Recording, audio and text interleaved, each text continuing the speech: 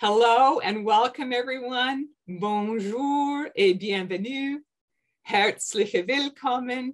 Grüezi. Hola et buenos dias. Buongiorno. Bon dia. And aloha. Hello, everyone. I'm Dr. Yvonne Cason. I'm the president of Spiritual Awakenings International, and I welcome all of you to our special SAI Presents event today. I welcomed you in 7 different languages because Spiritual Awakenings International is truly an international network. In just over 6 months, we've grown to over 2,200 subscribers in 59 countries around the world. Our latest new country is Japan. So welcome everybody from around the world. And I'd like to invite all of you now to take a second and in the chat box, please enter where you are zooming in from so that we will know where you are joining us from around the world today. And those of you who are on Facebook, watching us on Facebook, enter it on Facebook too, or are watching this on YouTube, enter it on YouTube too. We love to know where people are watching us from around the world. So I would like to introduce now the Vice President of Spiritual Awakenings International, Robert Baer, who is going to give us some opening remarks before I introduce our special speaker of today, Mark Anthony. Thank you, Dr. Cason. Hello, everyone. It's a real honor to be here today, and we have a great presentation for everyone today. Mark Anthony is here, and he's going to do an outstanding job for us. And I'd like to take a few moments to introduce some of the people that have tuned in. Ana Cecilia Gonzalez is on our advisory board, and she's also on our new SAI Espanol project and committee, and she's actually the chair. So if you see her up there, that's who she is. Also, Tamara Calder Richardson, another advisory board member. And if anybody else comes on, as I give the closing remarks, I'll acknowledge them as well. But we have people attending from all over the world. I saw some from the UK. Just take a look in the sidebar in the chat. It's amazing where people are tuning in from. And thank you, everybody, for doing that. The format of the meeting. Everybody's going to be muted but the speaker. And we have a question and answer segment. And if you want to use the chat room, write down your questions and into the chat. And Linda Truax, our secretary, who is from Texas, is going to go ahead and screen those, and we'll be delivering them to our speaker, Mark Anthony. SAI, Spiritual Awakenings International, is donation-based. We have made a real effort to keep all of our presentations free so everybody around the world can enjoy them. And but we do ask that if you feel inclined, go on to our website, www.spiritualawakeningsinternational.org, and hit the donate button and donate something if you would like to. I'm going to turn this back over to Dr. Cason and have a great time at this presentation. Thank you. Dr. Cason? Thank you, Robert.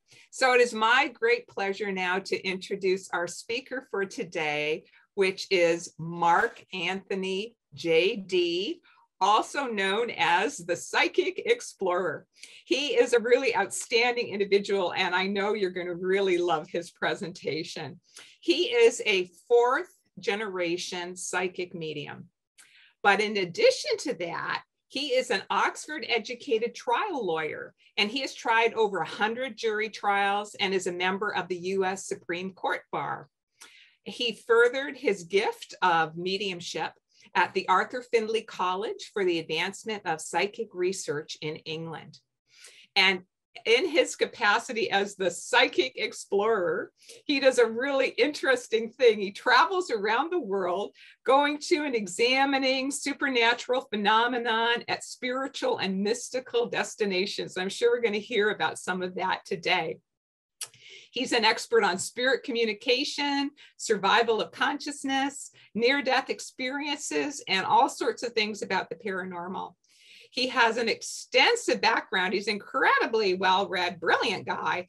He has an extensive background in quantum physics, history, archaeology, philosophy, theology, and he's also got a great sense of humor, which I'm sure you're going to love because he always gets me cracking up.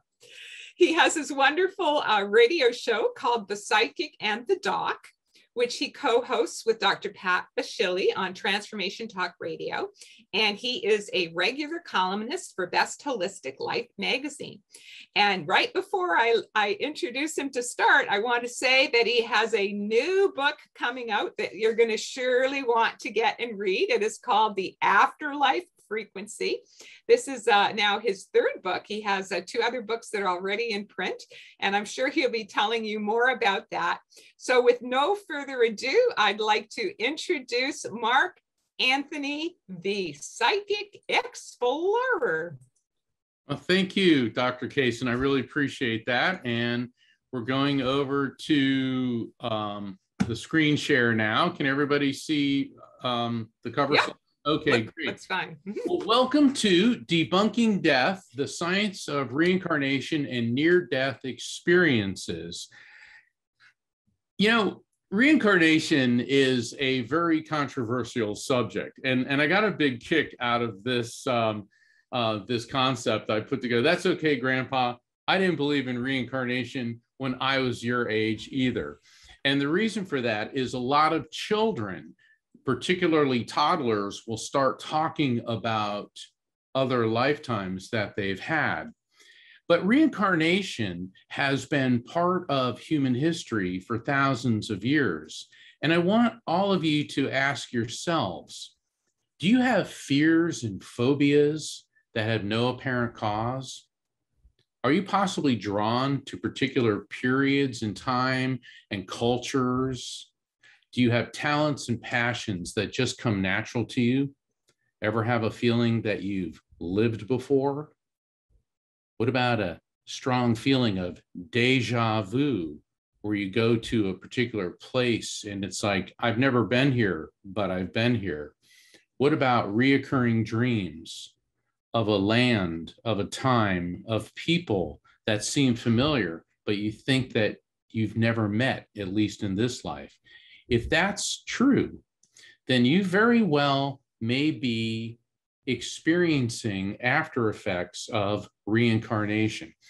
Reincarnation is the belief that a living being starts a new life in a different physical body after each biological death. It comes from a Latin word. Reincarnation literally means in Latin, entering the flesh again. Typically, when we think of reincarnation, we think of the religion Hinduism and Buddhism, because Hindus and Buddhists have the doctrine of samsara, which is the cycle of birth, death, and rebirth. And samsara is an integral part of Hinduism and Buddhism. And what it means is that every living being goes through a cycle of birth, life, death, and then rebirth. And that this is an eternal ongoing cycle, that your energy of who and what you are is never destroyed. It is simply recycled. Well, one of my favorite people on the planet, the Dalai Lama, he said that reincarnation is not an exclusively Hindu or Buddhist concept, but it is part of the history of human origin. Now, having been raised in a Christian faith, particularly Catholicism, and actually contemplating going into the clergy myself, Christianity gives a two-way street to the afterlife. It's either heaven or hell. But then again, because I was raised Catholic, we have an out. we've got purgatory. Okay. And purgatory is kind of like a cosmic form of probation where you're not really good enough to go to heaven, but not bad enough to go to hell. So, you know, they stick you in purgatory for 40, 50,000 years. And then when you've done your time, you get to go to heaven. And Abraham Lincoln felt that marriage was neither heaven nor hell, that it was simply purgatory. And then again, he was married to Mary Todd Lincoln. And, you know, Mary Todd Lincoln gets such a bad rap in history. The historians and the press in Washington at the time, and let me tell you something, the media in Washington, D.C. in the 1860s was every bit as vicious as it can be now. And the media loved to trash Mary Todd Lincoln, say that she was insane and that she made Lincoln's life miserable. And granted, she was difficult, but we also have to keep in mind that by the time Abraham Lincoln had been elected president, she lost a little boy, Edward Lincoln. And then while they were in the White House, they lost another son, I believe it was to scarlet fever, Willie Todd Lincoln. So Mary Todd Lincoln had lost two sons. Her husband was not only the president of the United States, he was Abraham Lincoln.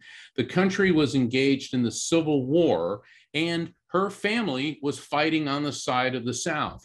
Let's throw in the fact that she was going through menopause at the same time. So I'd like to ask everyone to cut Mary Todd Lincoln some slack.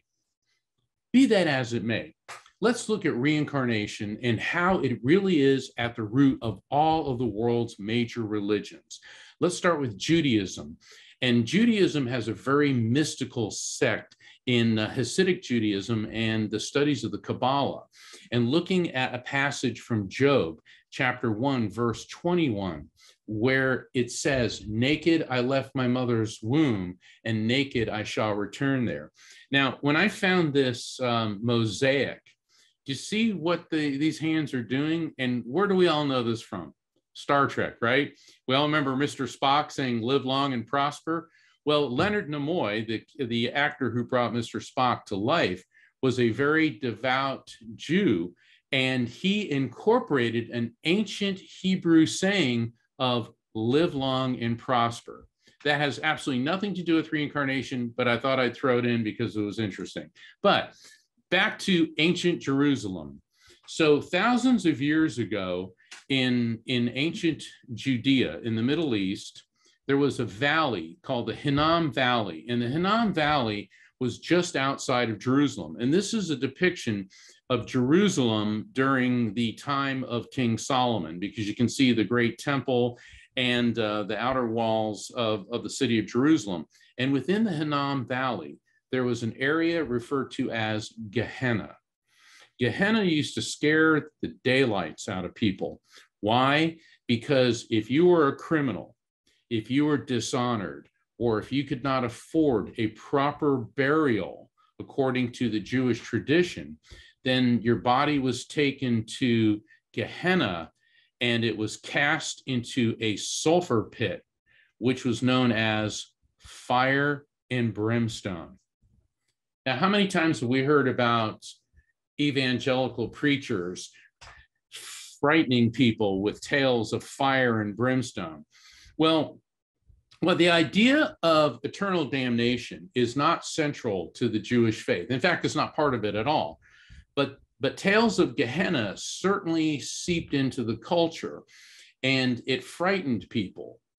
But it also began to influence other cultures as well, because around 63 BC, Judea became what was known as a client kingdom of the Roman Empire. And it was under General Pompey the Great. And Pompey, I always wondered if the word pompous comes from Pompey, because he certainly was. He even entitled himself Gnaeus Pompeius Magnus, Pompey the Great. But at any rate, he essentially incorporated Judea as a puppet state of the Roman Empire. But the thing about the Roman Empire is that not only did it conquer cultures and influence them, the cultures that they conquered influenced them as well. But the Romans also had their version of the afterlife. And the god of the afterlife was Hades. That's the Greek name for the god. and he was referred to as Pluto in Latin. And Hades and Pluto were the same deity, and Pluto had this three-headed hound known as Cerberus, who was a very vicious guardian of the gates of hell. And recently, archaeologists located the city of Hierapolis, which has been around for a long time, but Hierapolis was the center of the cult of Pluto and the worship of the god of the underworld.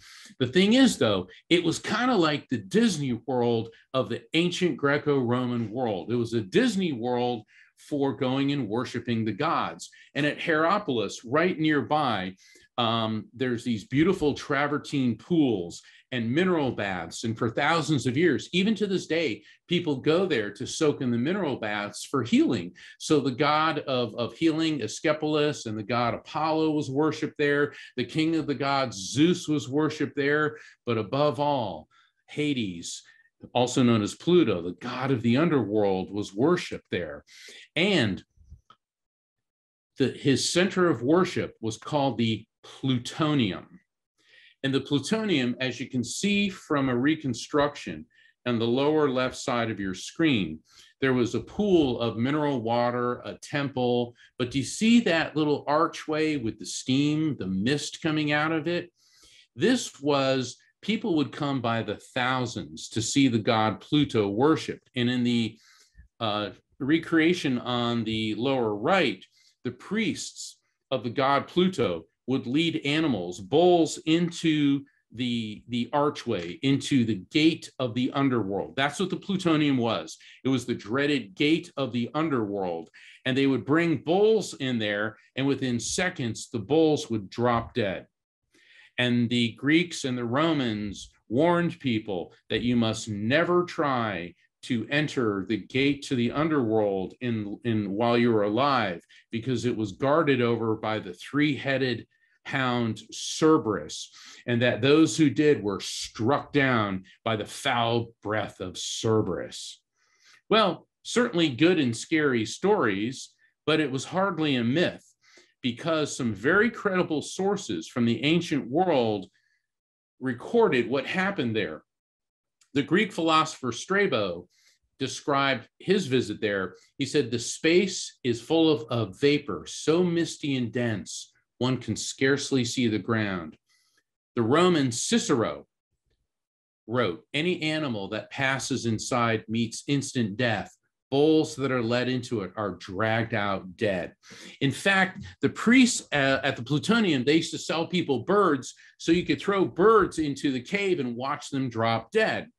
Well, and then when the Greco-Roman religions declined and Christianity became the dominant religion of the area, Christians bricked up the area. They felt that it was evil and horrible, and it sort of faded from history until 2016, when Italian archaeologist Dr. D'Andrea discovered the plutonium.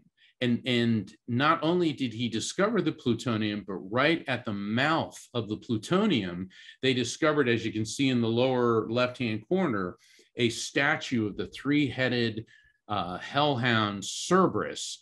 So now they knew they were onto something. So the archaeologists were really excited about this. And then they noticed something very strange. Any bird that flew into the plutonium dropped dead. And so they said, okay, now they knew that the ancient accounts recorded this. So they brought in geologists, and they discovered that the deep cavern inside of the plutonium, it sits on top of a volcanic vent, and that massive amounts of carbon dioxide seeped up from the volcanic activity. Now, normal air, the normal air that we breathe, is 0.039% carbon dioxide. So we breathe in carbon dioxide all the time. And carbon dioxide is a greenhouse gas. So we hear about, how it's dangerous, but we breathe it in all the time. The thing is, though, if you breathe air that's 10% carbon dioxide, you'll be dead in 30 minutes. But the geologists discovered something very frightening about the plutonium, that the levels of carbon dioxide in the air in the plutonium were 91%, which is 2,333 times above normal. And if you breathe that, it's instant death. So while the Greeks and Romans may not have understood the chemical composition of air, including poisonous gases, they created a belief that anyone who entered there would immediately be struck down by this three-headed monstrous dog, Cerberus. And it certainly kept people out of going there, and it was also a huge tourist draw. Meanwhile, the all-powerful Roman Empire at its height stretched from Great Britain all the way to modern-day Iran. And as you can see, there's Gehenna in Judea, there's Hierapolis in what is now Turkey. And so those beliefs were flowing through and influencing the belief systems going through the Roman Empire. But to the north of the empire, in Germany and above that Scandinavia, was the Nordic culture. The Nordic culture, which included the Vikings. And as the Romans interacted with the Germans and the Vikings, those belief systems also had an impact on the empire. The Viking goddess of death, her name was Hel. And she was the goddess of death and presided over the underworld. And according to the Vikings, if you had a noble death, which meant that you died in battle, and that you were given a warrior's funeral, then you would go to the Valhalla, the hall of the gods, when you died. But if you died a dishonorable death, or you were a murderer or an adulterer, you went to her kingdom, the underworld. Now, it's interesting because hell was not actually a place in the Nordic religion. It was the name of the goddess of death, whose father was Loki. Now, we've all seen a lot of these superhero movies and the movies Loki and all that, but they take those, DC Comics and Marvel and all that, they take these from the actual Nordic myths. And Loki was the lord of the underworld. He was associated with fire and magic. He was deceitful, crafty, and malicious. And a lot of linguists look at the parallel between Loki and the term Lucifer. So as time went on and the Roman Empire began to absorb other cultures and other cultures began to influence them, Loki and Lucifer merged into one. Also, Loki was responsible for striking down the young, dashing god of light, Balder. And through trickery, he had Balder struck down, he died.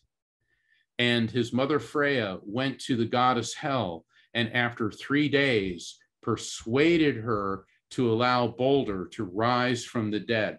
Very interesting how their god of light died and on the 3rd day rose from the dead. Meanwhile, in other areas within the Roman Empire, by the 2nd and 3rd century AD, Origen of Alexandria, one of the great bishops of the early Christian era, he rejected the notion of eternal damnation. And he taught that through multiple ages and a succession of lifetimes, that all spirits, including Satan, would eventually be reunited with God. Well, this indicates that early Christianity believed in reincarnation.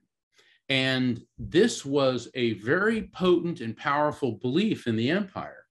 But then, well, about a century and a half later, Constantine the Great, AD 312, the Roman Empire is in a complete disaster. It's engulfed in civil war. Rival generals were battling for absolute power to become emperor. Basically, their civilization was completely falling apart. But Constantine was a military genius, and he was a great general. And according to legend, on the evening of October 27th, just before the decisive battle of the Milvian Bridge, Constantine had a vision. And in that vision, he saw a Christian cross glowing in the sign in the sky. And the voice that he heard told him, "In this sign you shall conquer." Now, Constantine wasn't a Christian, but by this time, Christianity was all over the empire. It was still being persecuted, but he knew that this was a Christian symbol.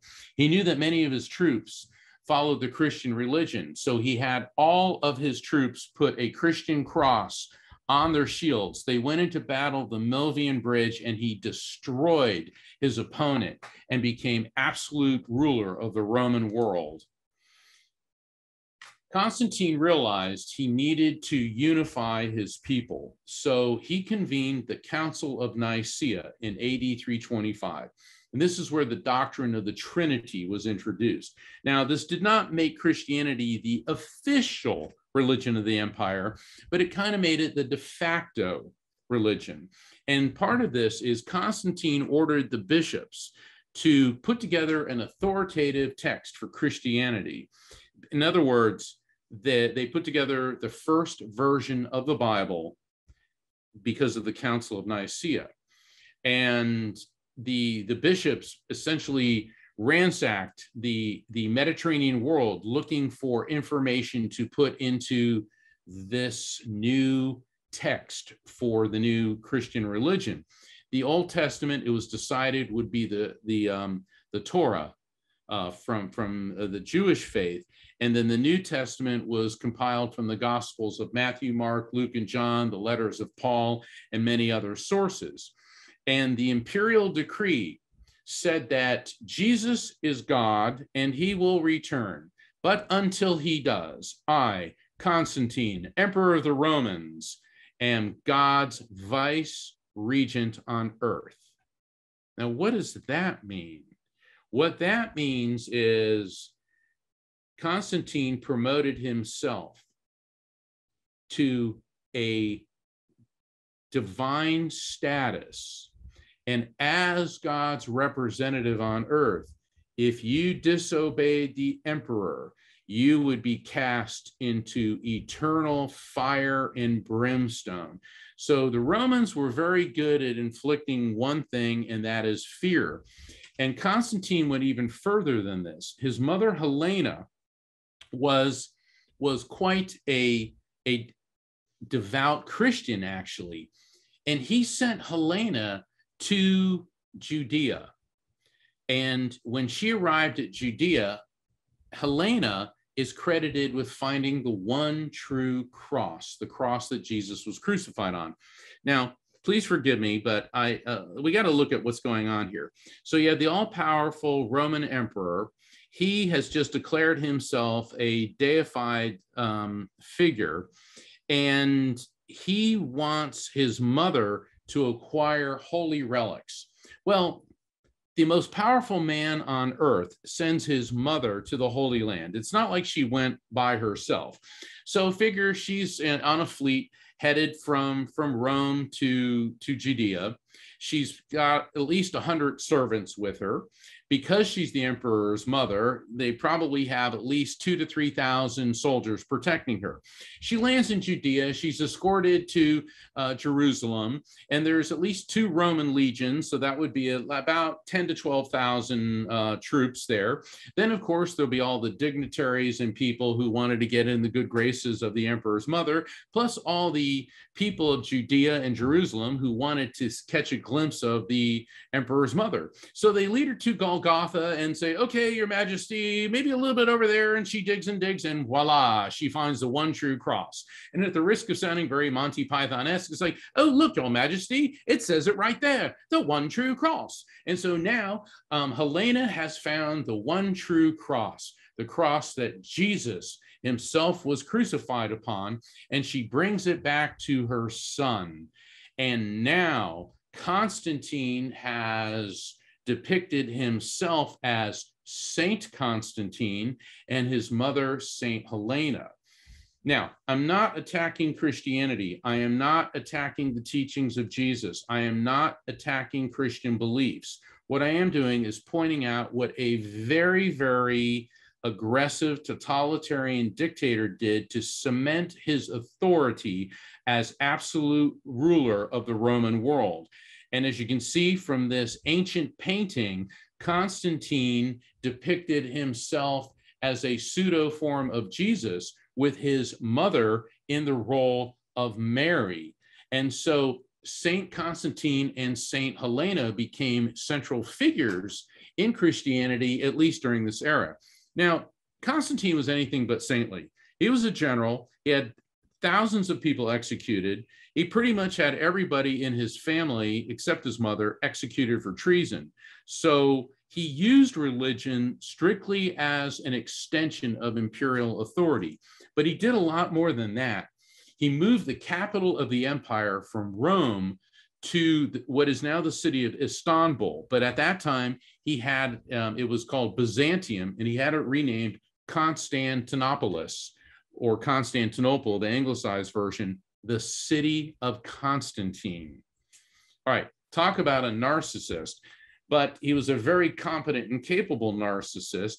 And the move to Constantinople was actually a very shrewd move because it was a wealthier city, it was easier to defend, and actually the empire was split into two. The western half, which is depicted in the orange color, collapsed by the middle of the following century after Constantine, whereas the other half lived on in one form or another for 1,000 years. We know it as the Byzantine Empire, which brings us to the Emperor Justinian the Great, Emperor of Constantinople of the Byzantine Eastern Roman Empire in 553 AD. And he held the Fifth Ecumenical Council.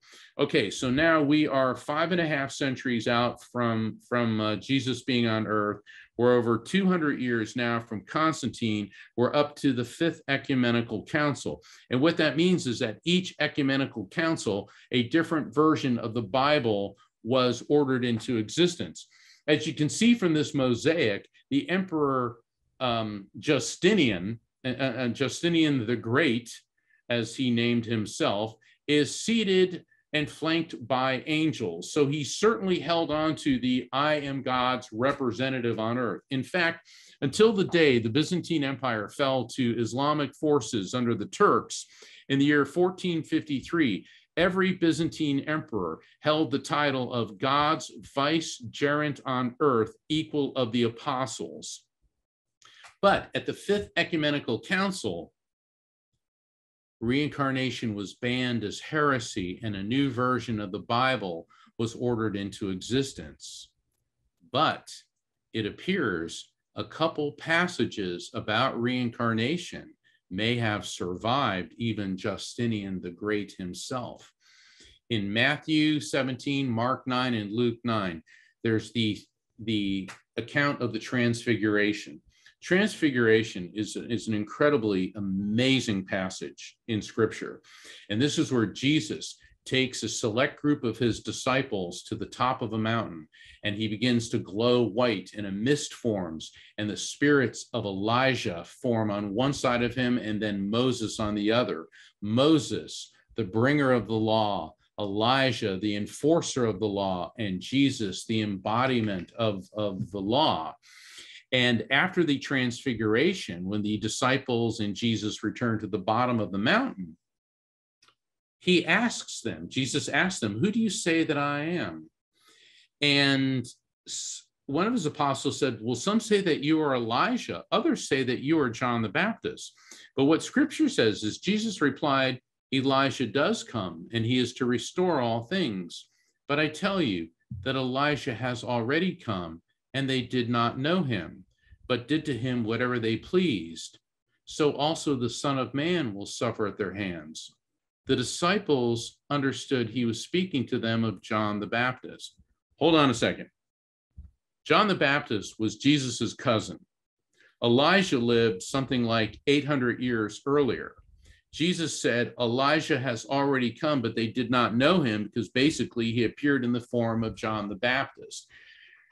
Progressive Christian scholars, Hindus, Buddhists, scholars from many religions have pondered over this passage for a very long time. And the consensus is this is a reference to reincarnation, that the prophet Elijah reincarnated in the form of John the Baptist. Now, while Islam does not officially acknowledge reincarnation as part of of its belief system, progressive Muslims do. It is the doctrine of Ma'an, meaning the returning, hotly debated Islamic concept. And one of the most brilliant Islamic scholars, which is Rumi, Jalaluddin Rumi in the 13th century, wrote that I died as a mineral and became a plant. I died as a plant and rose to animal. I died as an animal and I was man. Why should I fear? When was I less by dying? And so that indicates that there are Muslims who do embrace the concept of reincarnation. Throughout history, there have been many influential and well-respected people who believed in reincarnation, such as Benjamin Franklin. He wrote his own epitaph on his grave. He said, "The printer, like the cover of an old book, its contents torn out and stripped of its lettering and gilding, lies here, food for worms. But the work shall not be wholly lost, for it will, as he believed, appear once more in a new and more perfect edition, corrected and amended by the author." General George S. Patton, one of the U.S.'s most controversial and probably best generals in World War II, definitely believed in reincarnation. In fact, when he was in North Africa, after he defeated the forces of Erwin Rommel, the so-called Nazi Desert Fox, he visited the ancient site of the city of Carthage that the Romans had destroyed centuries before in a war against the Carthaginians. And he began explaining the strategy and how the Romans conquered Carthage. And some of his subordinates said, "How do you know this?" And he looked at them and said, "I was here." Then Thomas Edison, one of our most brilliant minds and inventors in the United States, was a firm believer in reincarnation, as was Henry Ford. And Henry Ford said, "I adopted the theory of reincarnation when I was 26. Genius is experience. Some think to seem that it is a gift or talent, but it is the fruit of long experience in many lives." George Harrison of the Beatles, his mentor and religious influence, Ravi Shankar, brought reincarnation to the Western world through music in the 1960s. And this was really a fascinating time because George Harrison became a devout Hindu, which of course Hinduism embraces reincarnation. And through Ravi Shankar, it was able to be presented, but it was still being looked at as kind of a fringe belief system, although it began to permeate its way through Western culture. And then Shirley MacLaine, with her book, she went out on a limb, a major movie star, a major celebrity, a world famous person, went public with her beliefs in reincarnation. One of the great honors of my life was being interviewed by Shirley MacLaine on her radio show, Independent Expressions. And it was great because we talked about all types of things and reincarnation. And I asked her about how was it? What was it like being under attack? The media was making fun of her. Comedians were doing parodies of her. And she said, "Mark, none of that mattered. I knew my truth. I knew I was right. You just brush it off to the side." And I have to add that she asked me to do a reading for her, and I don't want to go off into that. But during the reading that I did, I all of a sudden 2 spirits came through, and I started describing one, and I'm like, "That's Marilyn Monroe." And then the other one was Elizabeth Taylor. And I didn't know that Shirley MacLaine was good friends with both of them. And it suddenly dawned on me that I'm doing a reading for Shirley MacLaine while connecting to the spirits of Marilyn Monroe and Elizabeth Taylor. I'm not sure I'm going to be able to top that one. Other celebrities and famous people who believe in reincarnation: Oprah Winfrey, certainly a force of nature. Oprah has brought light to the world and opened up many topics. Country music legend Loretta Lynn, Prince, and even George Lucas. And George Lucas is fascinating. The reason that I bring him up, in one of my other presentations, I explained how George Lucas not only believes in reincarnation, but he had a near-death experience. When he was 16 years old, he was in a terrible car accident. He was pronounced dead. And then in the hospital, he came back to life. Interesting that by the time he was 24, he had a script for Star Wars. And not just Star Wars, but the Force, the interconnectedness of everyone and everything in the universe. So this brings us to the scientific study of reincarnation. Welcome back. And we have to thank Dr. Ian Stevenson of the University of Virginia.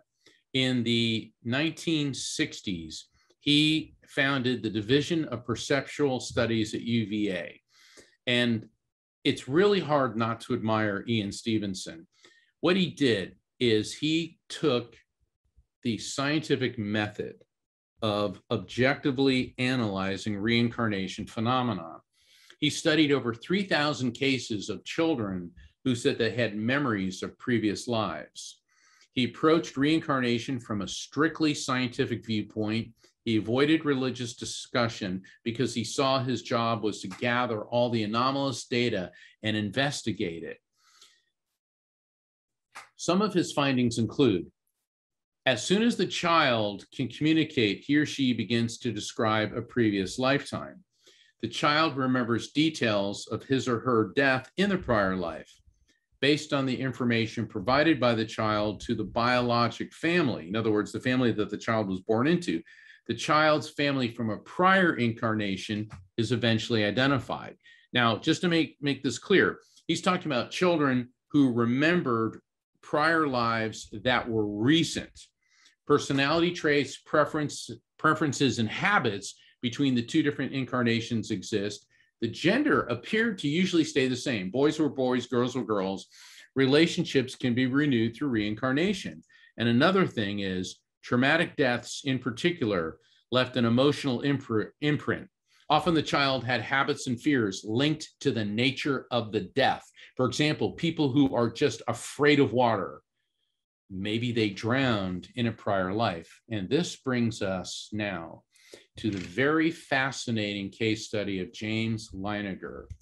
As a toddler, James Leininger began to have nightmares about being trapped in a plane shot down by the Japanese shortly after takeoff. He would scream and his parents would wake him up and he would tell them that he was flying in a Corsair, that his ship was named the Natoma, and he kept saying Chichi-jima, Chichi-jima. His parents were completely confounded. They had no idea what he was talking about. And his dad was like, Natoma? Well, that sounds Japanese, but what could this mean? And his parents didn't know anything about this. So they started doing some investigation. And in the meantime, he kept drawing these pictures of a plane getting shot down. And he kept referring to himself as James III and a friend named Jack Larson. Then he had three G.I. Joe dolls that he called Leon, Walter, and Billy. His parents were like, what is he talking about? So finally, his father discovered that there was actually a USS Natoma Bay, which was an aircraft carrier. It was known as an escort carrier, a smaller aircraft carrier, but it was an aircraft carrier nonetheless. And get this, toward the end of the war in the Pacific in World War II, it launched Corsair fighter craft. And their son kept drawing pictures of what he called a Corsair. Then they discovered Lieutenant James Houston Jr. And this is who their son kept saying that he was. He was a 21-year-old pilot who served aboard the USS Natoma Bay. He was shot down at Chichi-jima during the Battle of Iwo Jima. Very, very horrific and vicious battle in the Pacific. And that's what their little boy, as soon as he could talk, kept saying, Chichijima, Chichijima. Leon, Walter, and Billy were the names of 3 pilots who served with Lieutenant James Houston. But the question is, why did he call himself James III? His father's name was Bruce Leiniger. And then Bruce Leiniger's research discovered that James Houston's father and grandfather were both named James, so that James Houston would have been James III. But what about his friend and fellow Corsair pilot Jack Larson? The Leinigers couldn't find any record of his death. The reason for that, Jack Larson was still alive, and they took James to a reunion of the survivors from Natoma Bay. And so this little kid comes to the Natoma Bay reunion, and he starts giving intricate details about his crewmates and about Jack Larson. In fact, he even started talking about girls that they used to date. Jack Larson was so overwhelmed, he said that he was convinced that this little boy was the reincarnation of Lieutenant James Houston. Then Anne Houston Barron, who at that time, at the time of this picture, was 84 years old. She was the sister of James Houston Jr. And he began telling her things about her, about their family, about people in their family that had extramarital affairs. She said, this child couldn't know the things he does. He just couldn't. So I believe he is somehow part of my brother. This is a picture of James Houston when he was 21 and a picture of James Leiniger at about the same age. All I'm doing is presenting the evidence. You can make up and draw your own conclusions. Now, when it comes to reincarnation, and I've dealt with a lot of people who believe in it and believe they have past lives, everybody wants to be or have been someone rich and famous, okay? Everybody thinks, oh, I must have been Cleopatra or King Henry or whatever. And the truth is, most of us probably would not have been those people, but we're the ones laying in the mud, okay?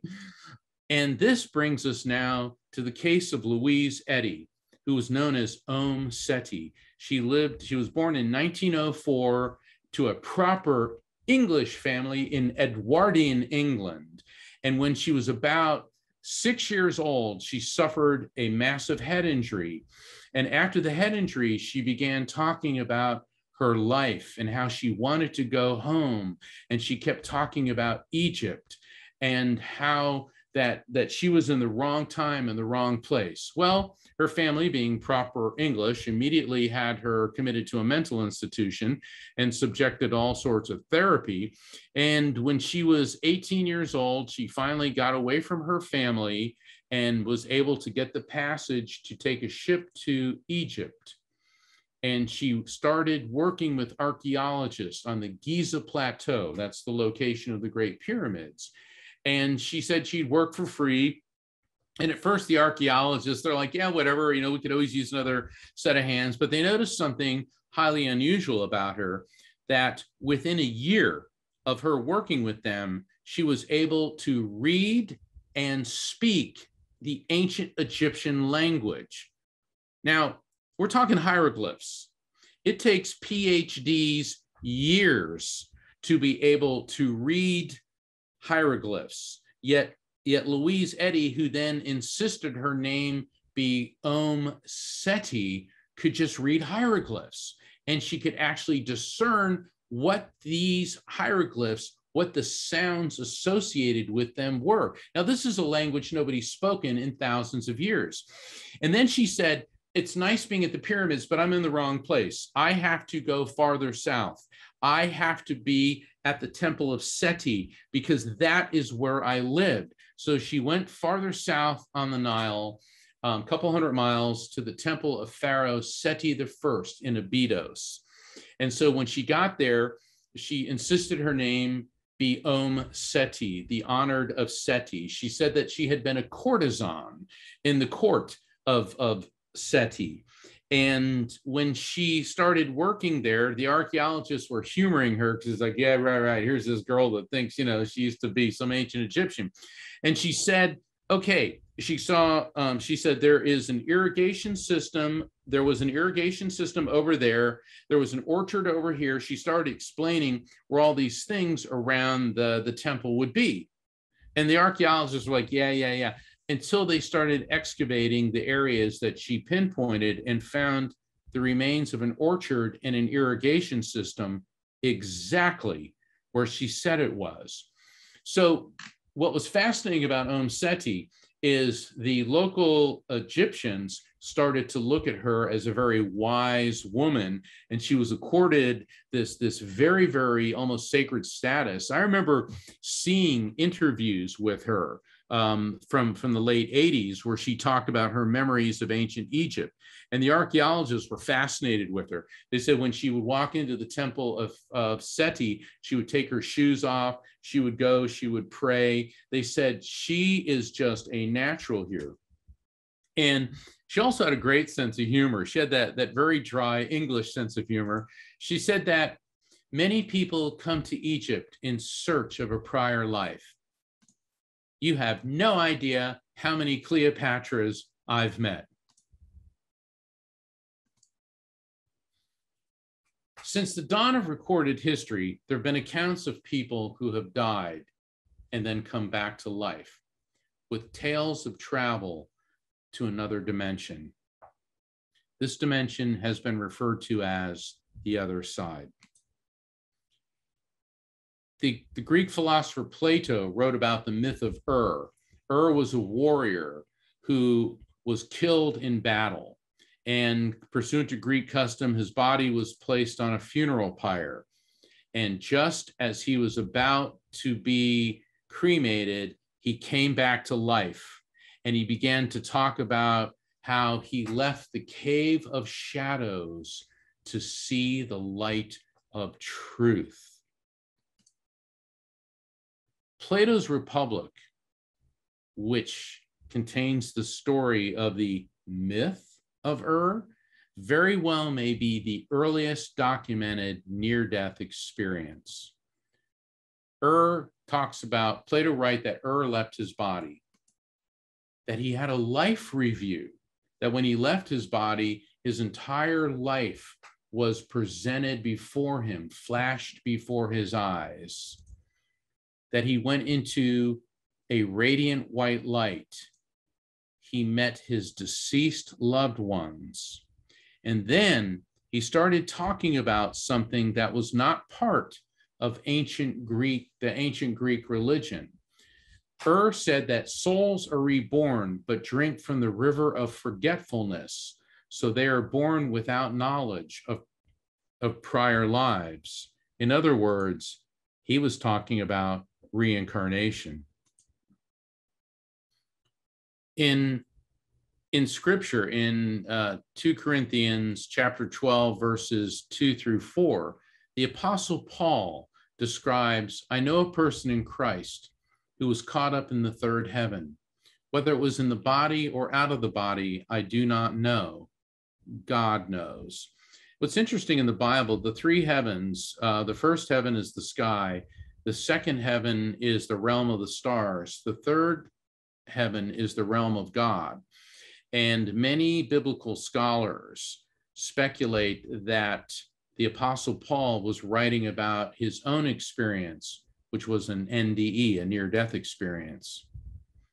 So throughout the millennia, these tales of resurrection baffled physicians and religious scholars. I mean, this went against the grain of everything.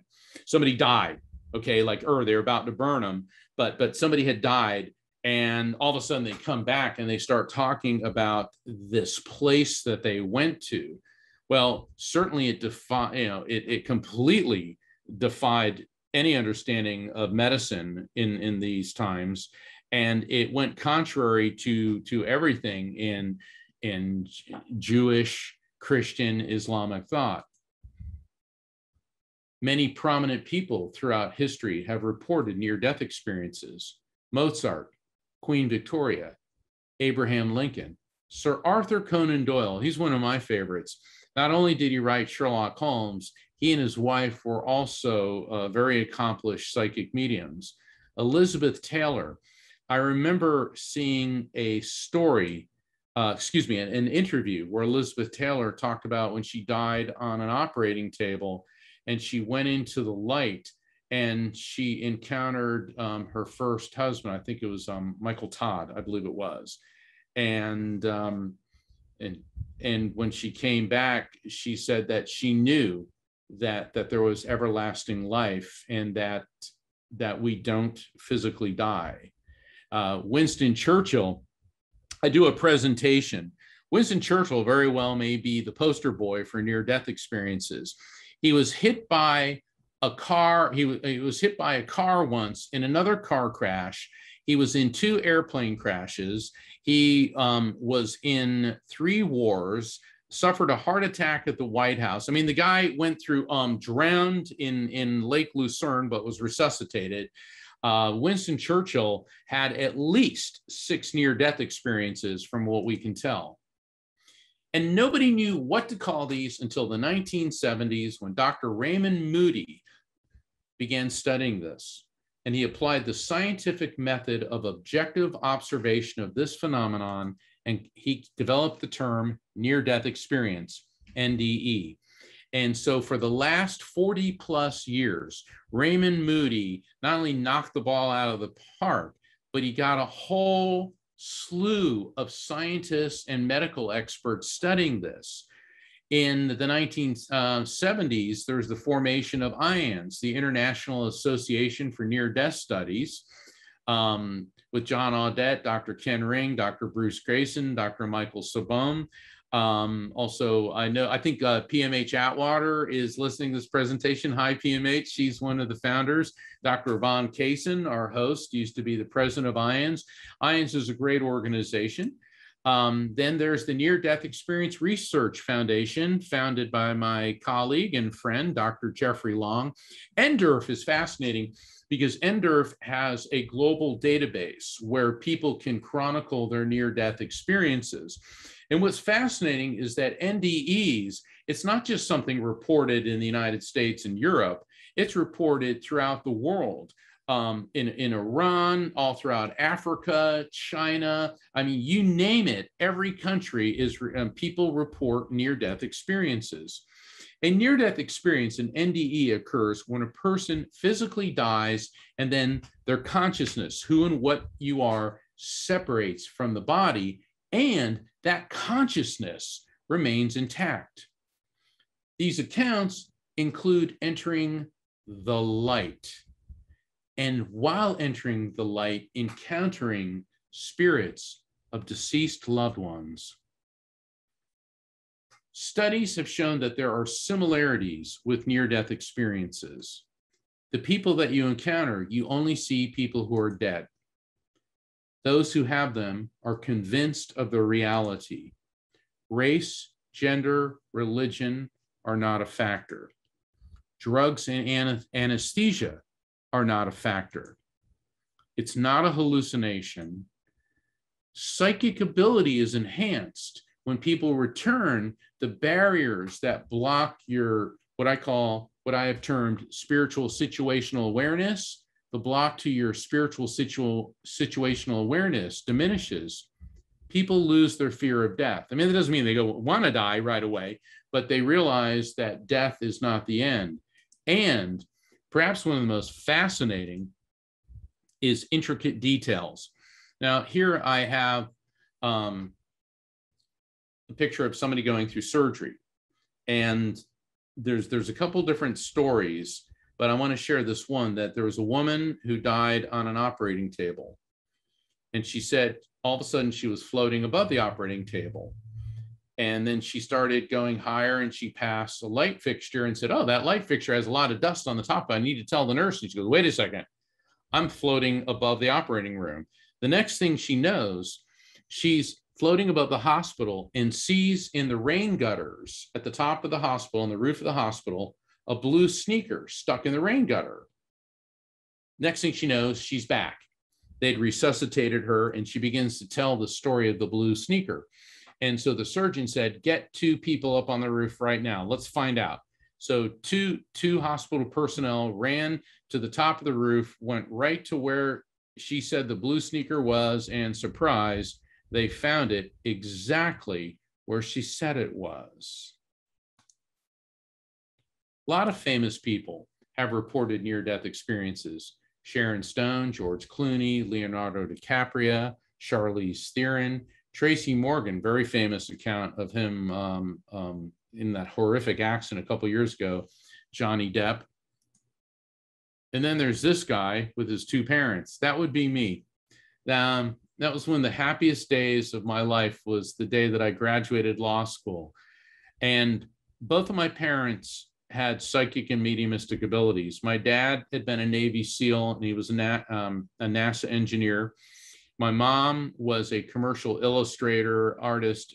She was like the mega medium. And myself, all of us at various points in our life have had near-death experiences.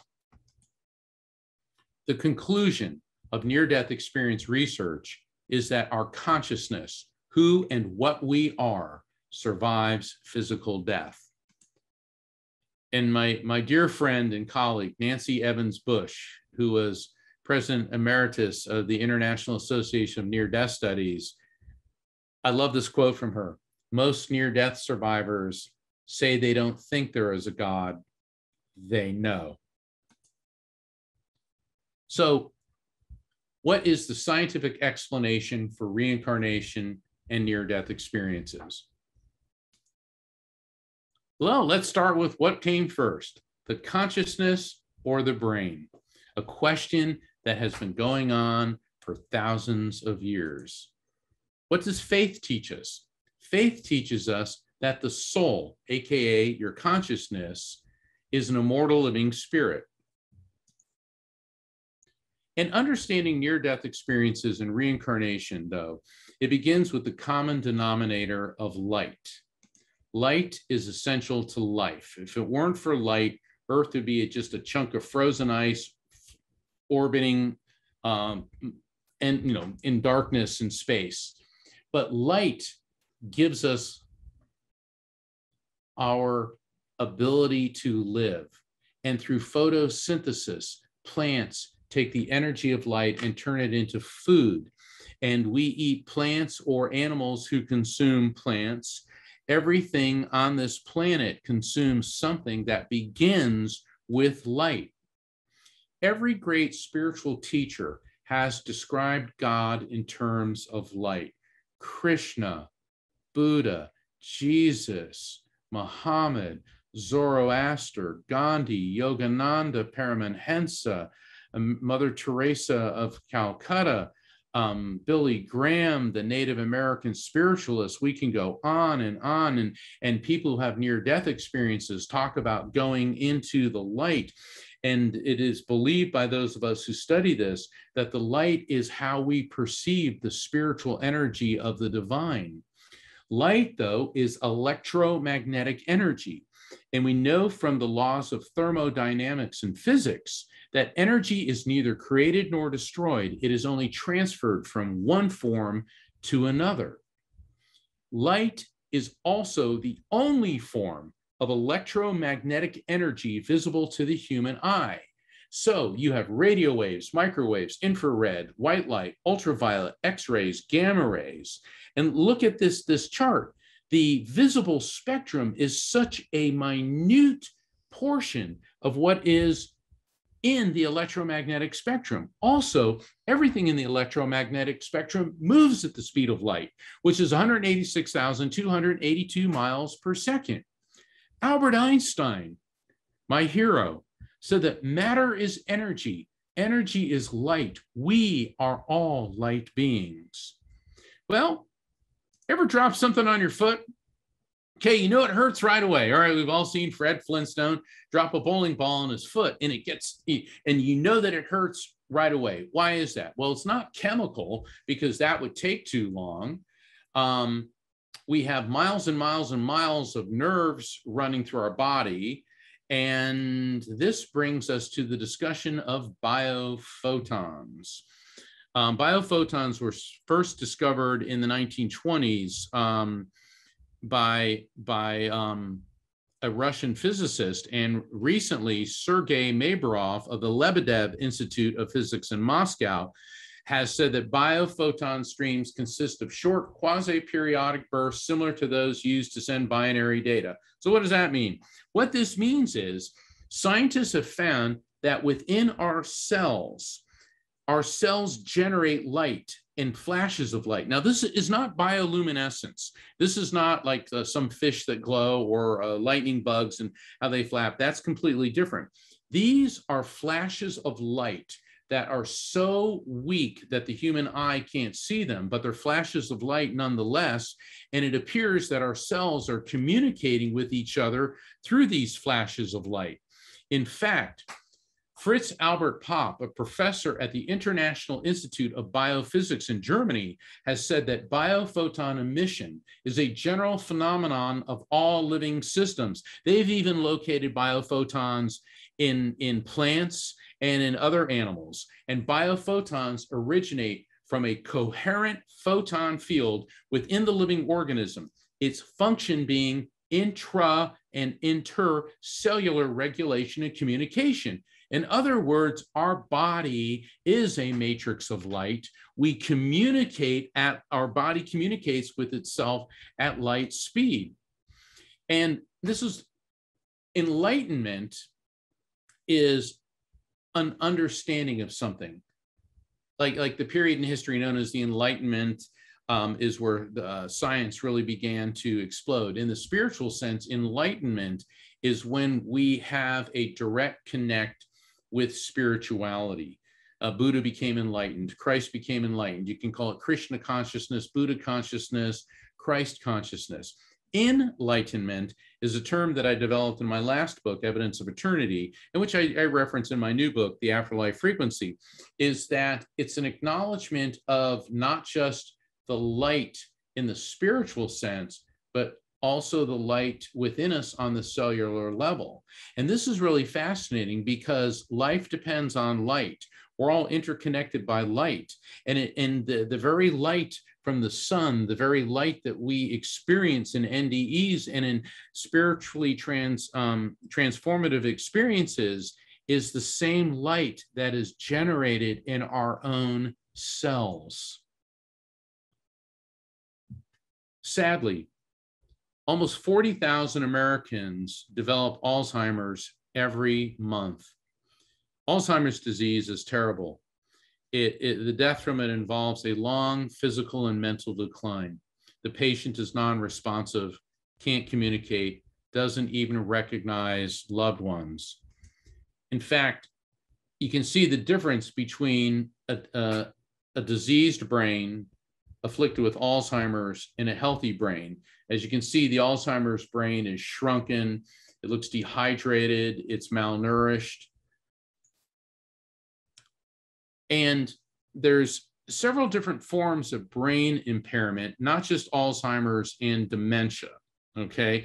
I brought that up because I wanted to show you that there's an organic difference between a healthy brain and an Alzheimer's brain.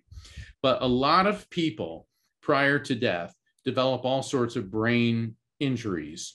It could be Alzheimer's, it could be dementia, it could be brain cancer, it could be severe head trauma, it could be all types of diseases, it could be even schizophrenia and mental illness. And people go into a totally non-responsive state. And the only common denominator is that there is a severely damaged brain, which makes normal cognition impossible. So why am I telling you this? Because in 5 to 10% of the cases involving terminally ill patients suffering from severe brain impairment and where death is very near, a phenomenon which defies medical science has been observed. The patient suddenly regains lucidity prior to dying. I've seen this happen. Somebody who is clinically brain damaged all of a sudden wakes up, is coherent, is able to communicate with their loved ones around them. This is known as terminal lucidity.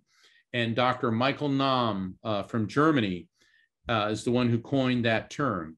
And he describes this as an unexpected return of mental clarity, which occurs preceding a patient's death. This phenomenon has been noted in patients with brain tumors, strokes, meningitis, schizophrenia, and Alzheimer's disease.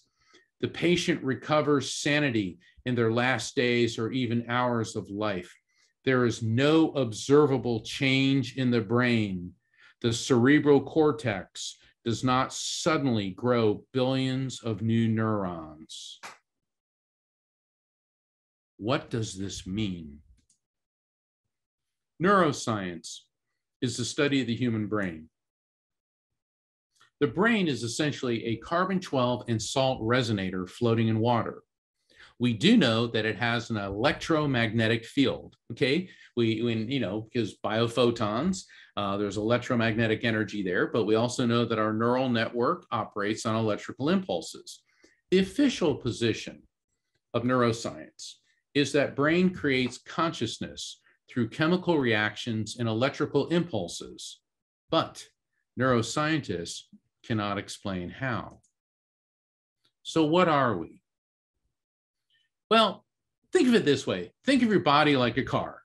Some people have really flashy cars, hot, fast cars. And when people look at them, other people go, I think I'd really like to jump on that car. And then others, not so much. But the truth is, we are not these bodies. What we are is energy, which is referred to in the realms of psychology, neuroscience, and philosophy as consciousness. In matters of faith, we are referred to as a soul or a spirit. This is what makes us unique and includes our personality, observations, memories, knowledge, and love. Consciousness is pure energy. It pre-exists the body, comes into the body, and then lives on after physical death, meaning it is eternal. Consciousness is capable of perception that far exceeds the scope of our 5 physical senses of sight, hearing, taste, touch, and smell. It is capable of perceiving and communicating with other dimensions beyond our material world. At the dawn of the 20th century, the field of quantum physics emerged, and it has only increased our understanding and our questions. But we know from quantum physics that everything is made of molecules, which are made of atoms. Atoms are composed of electrons, protons, and neutrons, which in turn are made of a smaller particle known as a quantum, ergo the term quantum physics. Now, for the quantum physicists out there, yes, electrons are technically quantum because an electron is 1/1800th the size of a neutron. But the point is, everything on its most basic level is electromagnetic energy. See, science has been broken up into 2 fields: physics, which is the study of energy and non-organic matter, and biology, the study of organic matter, living things. And they've been put in 2 different camps. But now we know from quantum physics that when you get to the very basics, when you get to the quantum level, there is no difference. Everything is made of electromagnetic energy. And you, me, the air we're breathing, the radio waves that are transmitting this presentation, the nuclear reactions in the sun, the salt water of the sea, everything on its most basic level is electromagnetic energy. And not just that, but everything vibrates. All things in our universe are constantly in motion and vibrating. Even objects that appear to be stationary are in fact vibrating, oscillating, resonating at various frequencies. As such, at every scale, all of nature vibrates. And I'm quoting Tam Hunt and Jonathan Schooler from University of California, Santa Barbara. So in other words, this pen, even though it appears stationary and inert matter, is vibrating just the way I am. And like I said, you are. So think of our material world dimension. Here we are, everything that we know, everyone that we know is alive, our planet, our earth, our ocean, our atmosphere. We are in the material world and we're vibrating at various frequencies and frequencies that we can perceive.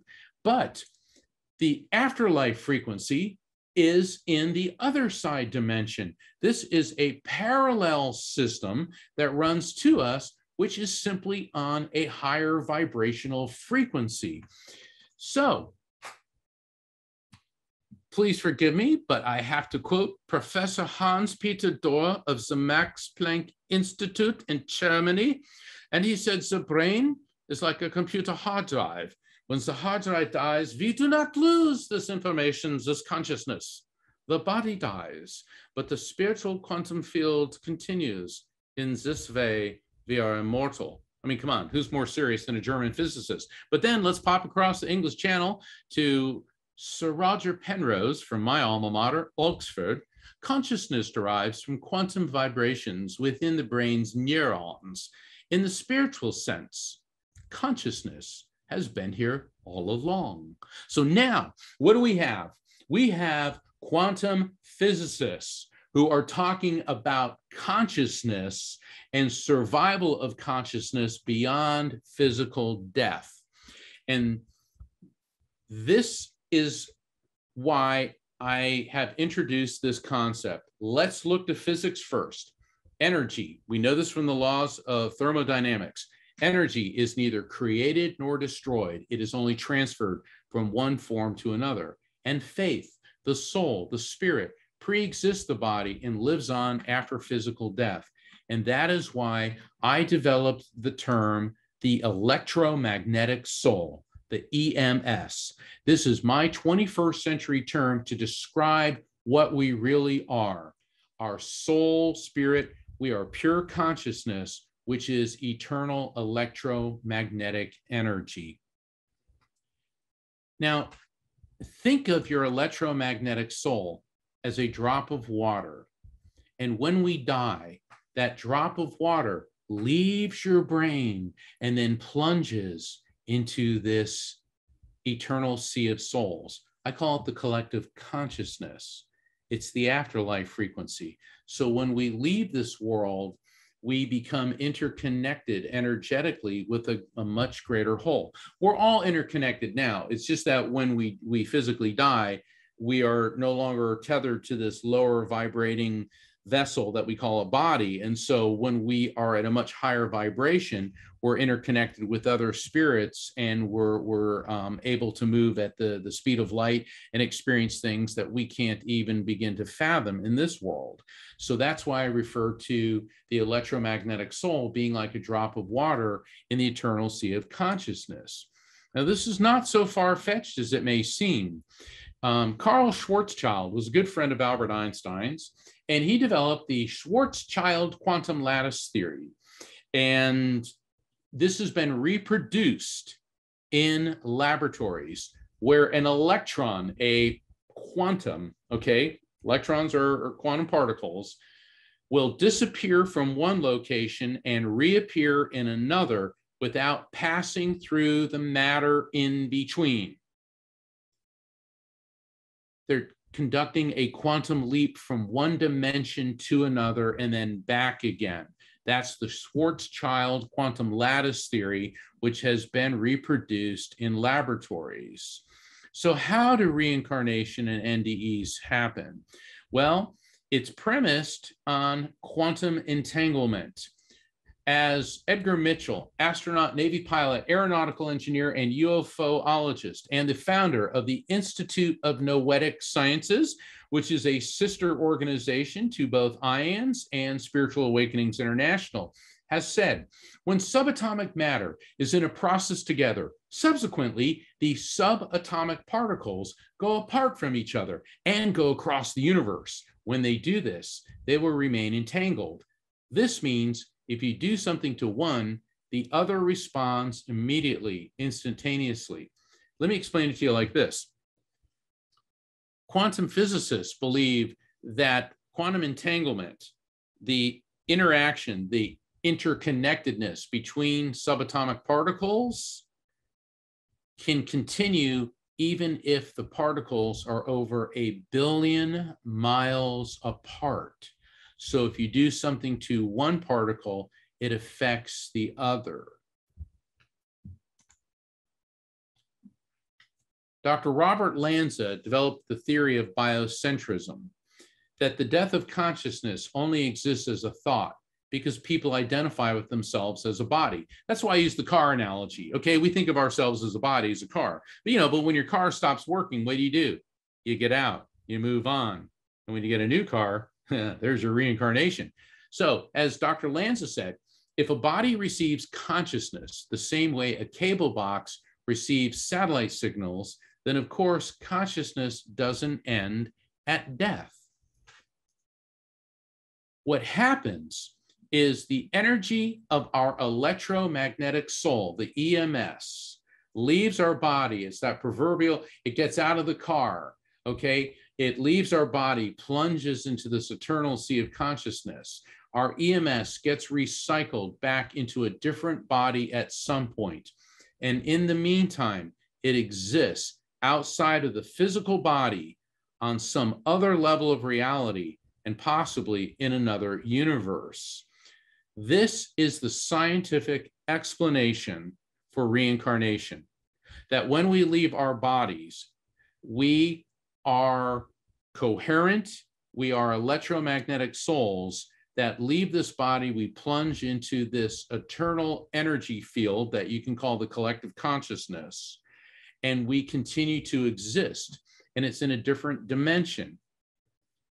And this is how to think of it. Our material world dimension is operating at a lower, slower vibration. The afterlife frequency, the other dimension, is moving at a much higher vibration. Think of reincarnation.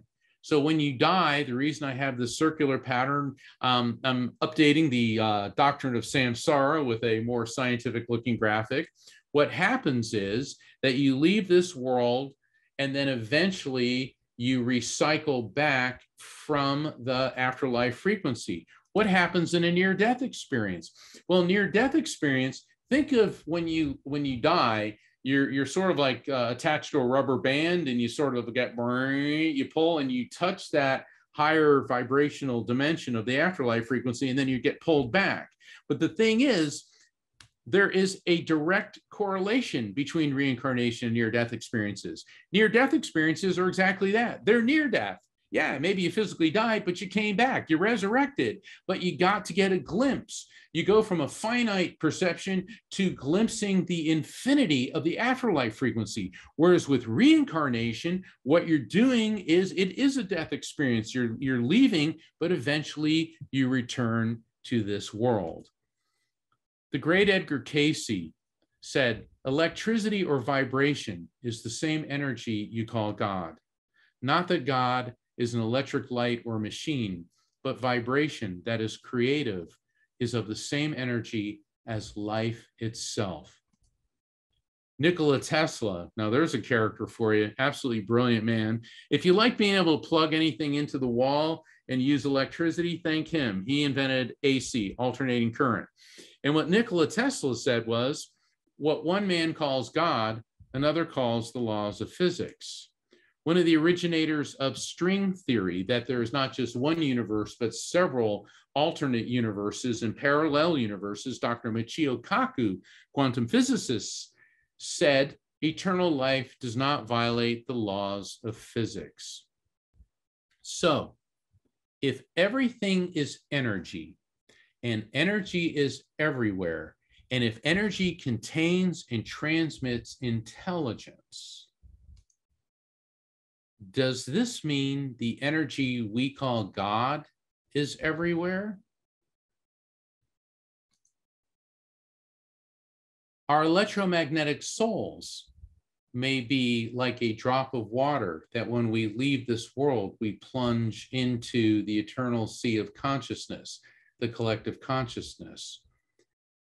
But when you think about it, as one human family, as the interconnectedness of consciousness. And let's face it, families don't always get along, and human history certainly has proved that point.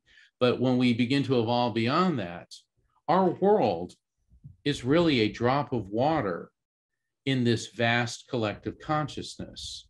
And if you don't believe me, take a look at this. That's Earth, as seen from Voyager, over 3 billion miles away. So the next time you want to take yourself too seriously, think of that. And it was because of understanding the electromagnetic soul that everything has a vibration in our material world, and that we can communicate with the afterlife frequency.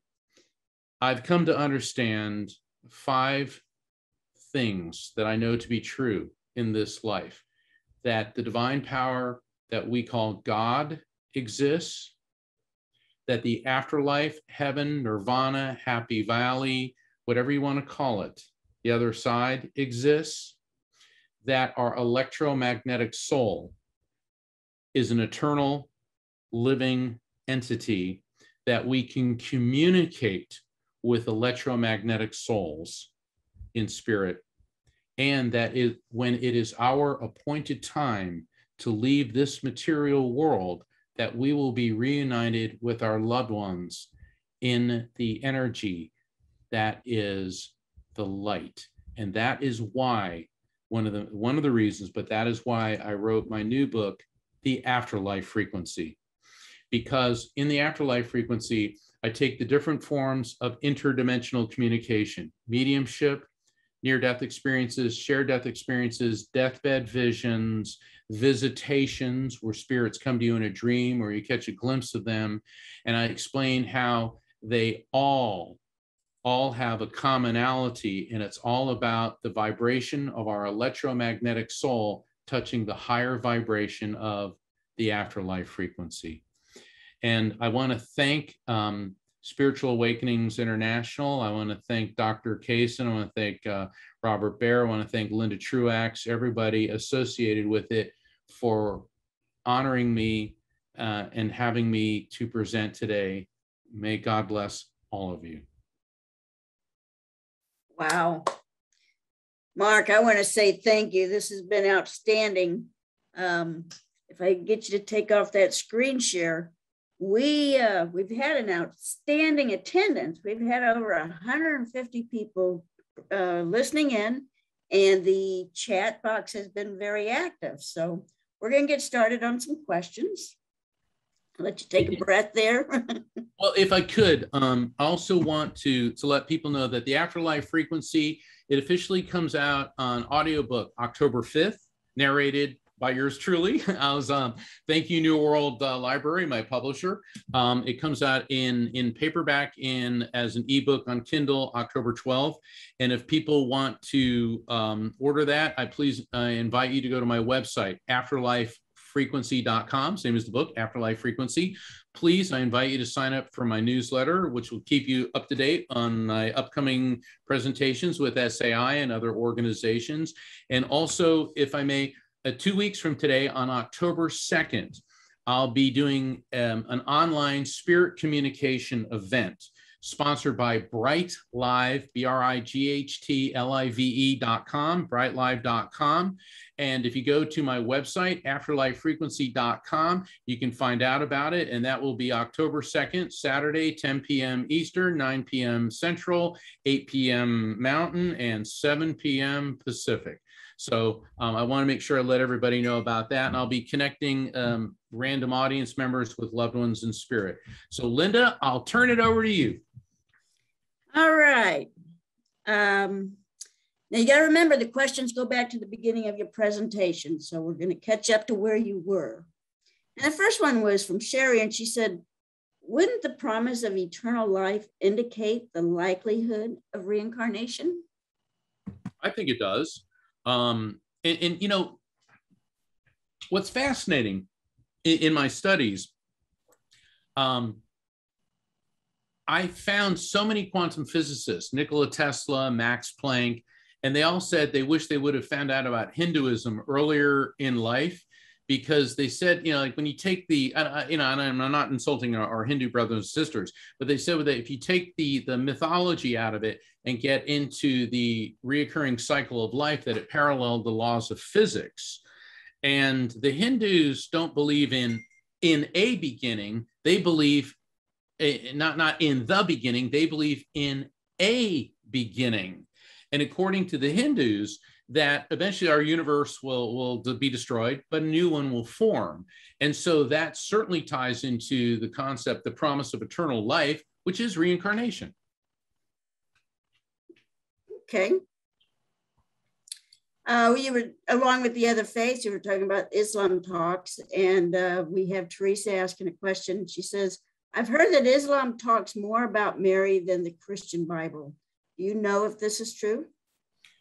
Yeah, I've studied the Quran, and Mary is referred to as the mother of all the faithful. And because in Christian scriptures, there's only maybe a page and a half, 2 pages at that, with references to Mary. And so the Quran does discuss her in greater detail. In its purest sense, Judaism, Christianity, and Islam are known as the Abrahamic religions because they all trace their roots to the patriarch Abraham. And we know that Abraham was about to sacrifice his son until the angel said, hey, don't do this. And that in the early days of Islam, Christians and Muslims were supposed to be respected, protected, and there was to be no violence between them. And so that was the earliest form of Islam, but unfortunately, people started, like Constantine was hijacking Christianity to make it conform to cement his position as absolute dictator. Various Islamic emirs and sultans and caliphs started doing the same thing, and so it's really a shame how humans have taken the teachings of the great philosophers and spiritual teachers and perverted them into justification for ego-driven agendas. Okay. Well, Teresa asked another question also. It said, do you believe in soul plans? I belong to a reincarnation group that says they have no proof of that and that souls can come back very fast. I keep an open mind on that. I hear a lot about soul plans and soul contracts from a lot of people, but you ever meet someone that you just immediately click with and he or she does with you? And I'm not talking just like physical attraction. I'm talking about there is something about this person. It certainly seems to indicate that we may have gone through this before with several of the other people. I've heard reincarnation described as, think of a cast of actors in a play, and in each lifetime, they're just cast in different roles. So. Yeah, I've read that too.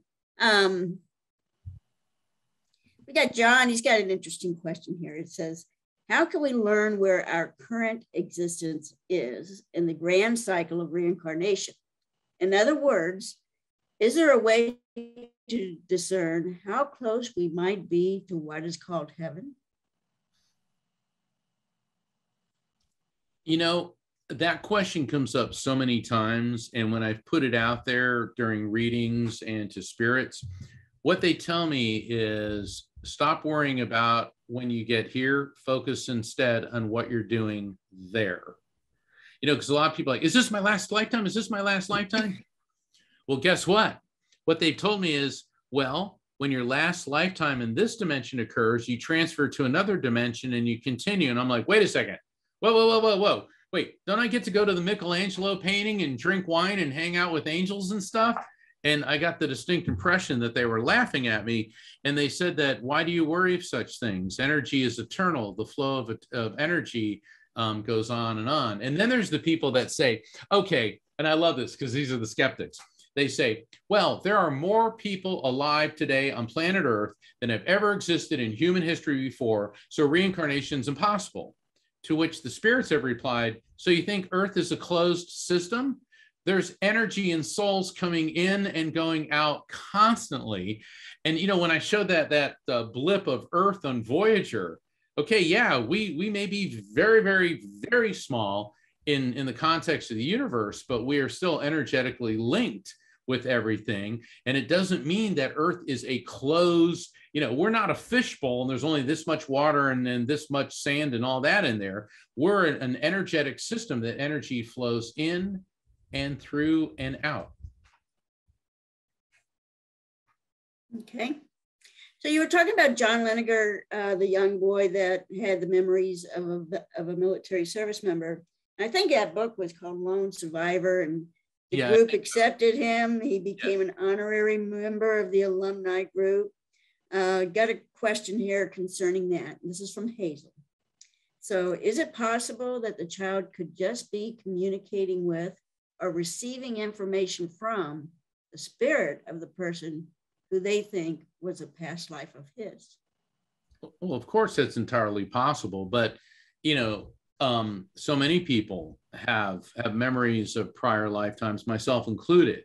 I mean, connections to places I've never been and things and cultures. I mean, I used to drive my mom crazy when I was a little kid because I was like, I wanted to listen to sitar music, Indian music. And she's like, why do you, and I had this like all things Indian, and then there's certain periods in history that I just gravitated towards. And then when I've been able to visit some of these places and I feel the resonance with it, so yeah, it's possible that the child could be communicating with the spirit, but it's just as possible that the child is recalling a prior incarnation. If I remember also with his story, he had a terrible fear of water as a child.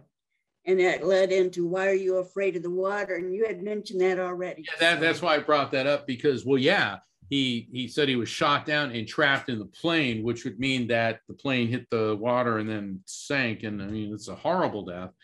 And there's so many cases of reincarnation. I use James Leininger because it gives so many good examples of what Dr. Ian Stevenson was talking about. And then Om Seti is from my own research. And in my book, Evidence of Eternity, I write about reincarnation with Om Seti, and then the most heavily documented case in the modern era of Shanti Devi in India. Shanti Devi was fascinating. It would take a long time for me to explain everything, but the Indian government got involved and they actually appointed Mahatma Gandhi to head up the investigation of this claim of reincarnation. And Shanti Devi died a few years ago. And she had this crystal clear recollection of a prior life that in other words, when she was 5 years old, she started saying, I want to see my husband, I want to see my son. And she said they live in this town called, I think it was Mertha, something like that. It was like 60 miles away, which back in the 1930s, 60 miles was a long way. And so they brought her there. Okay. They brought the train there, and Shanti Devi gets off the train and they didn't tell her where to go. Okay. The people just followed her. And she went down the street and she walked up this house. She goes, oh, that's my house, but it used to be this color. And she started seeing what was different about it. And there was a guy in the doorway of the house. He says, hello, I live here. Like he was posing. And she goes, you don't live here. You're not my husband. And she started looking through the crowd. She points to this guy. She goes, that's my husband. Guess what? That was the guy that actually lived there. They'd hired an actor to do this because they were trying to fake her out. And then she started saying how, oh, I had this hip problem. So when we were having sex, it used to hurt. And the guy's like freaking out going, oh my God, this is like what happened with my wife. And they said, and your sister had an affair with this. And so she started telling all these things, and that it was just an explosion of information that she could not possibly understand. And it was all being documented by the Swedish journalist. He wrote a whole book about it. And Shanti Devi was the most heavily documented case of reincarnation. And after years of study, it was concluded by the Indian government that this was a bona fide case of reincarnation. And she lived, I think she lived up into like the 1980s before she passed. And in the new incarnation that she never remarried, but in the previous one, she had a couple kids. Wow, that's an amazing encounter. Yeah. But this one kind of gets into that too. It says, does Mark believe we reincarnate immediately? If so, will we miss the opportunity to reunite with our loved ones when we transition? You know, I was going to do a slide to explain that. No, you can reincarnate, yet still communicate. Like, oh boy, okay, this is a lengthy one. Think of your electromagnetic soul as your higher self, because it is, and it's interconnected with the collective consciousness, with the afterlife frequency. We are actually multidimensional beings, and I referenced that with the Schwarzschild quantum lattice theory. So think of your electromagnetic soul as the librarian in the different lifetimes that you've led as books. Like maybe in one life you were Anne of Green Gables, and another one you're, Christian Fletcher from Mutiny on the Bounty, another one you're Michael Corleone from The Godfather, another one you're Anne Frank. And so let's say that, Anne of Green Gables dies and you want to communicate with her, but she's reincarnated as Christian Fletcher. Well, guess what? You can still communicate with the higher aspects of your electromagnetic soul, because it retains the memories and the associations of the different lifetimes. So think about the characters in the books don't know each other, but the librarian does. And so with cases like James Leiniger and Shanti Devi and Om Seti, for some reason, there's some type of frequency overlap between prior incarnations, which is why they tend to remember those.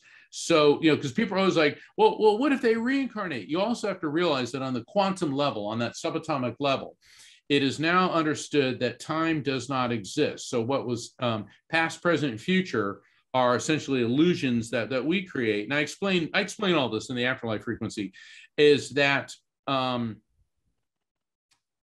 let's say, Linda, that you live another 50 years, okay? But when you pass, the person that you want to see who's in spirit, for them, it's only a few seconds. It's not even seconds. It's almost instantaneous. Okay. So there's no time on the quantum level. And so don't worry about not seeing your loved ones in spirit if they've reincarnated, because you will. I know this sounds very complex, and let me tell you, when you start working with it, it's like, but what they tell me again is, why do you worry of such things? Focus on what you're doing there. In other words, the other side doesn't mind that we ask these things and pose this, but they also realize that we're here for a specific reason, and that every day that we're in the material world is a gift, even though many days don't feel that way, particularly when you lose somebody that you love. But we can experience things in the material world at this lower and slower vibration that we simply can't when we are on a higher frequency.